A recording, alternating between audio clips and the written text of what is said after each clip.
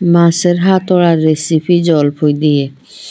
এইভাবে মাছের মাথা, লেজ আর আপনার আঁত দিয়ে এভাবে হাতোড়া করতে নাড়েন, খুবই মজা হয়।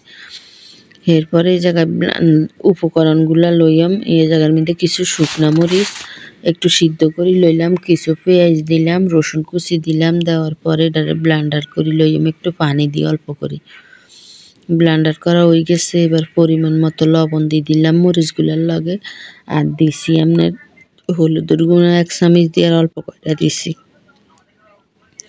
দেওয়ার পরে এগুলারে মিক্স করে রেডি করে লইলাম।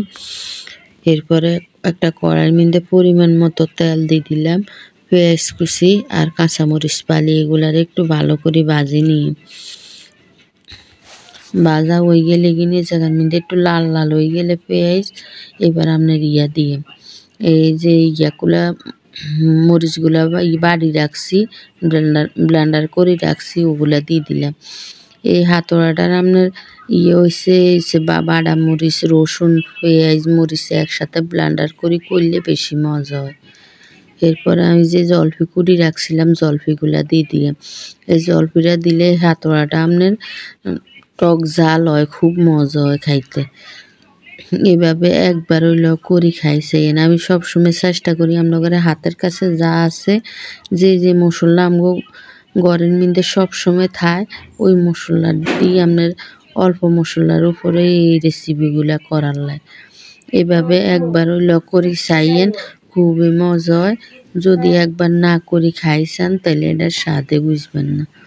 এরপরে এগুলারে এর উপরে পানির মিন্দে হইব, আর বাড়তি কোনো পানি দিতাম না। মাছের তো নাতের তো যে পানি বাইরিব, এই পানির উপরে চুলাটা একবার আস্তে দিই।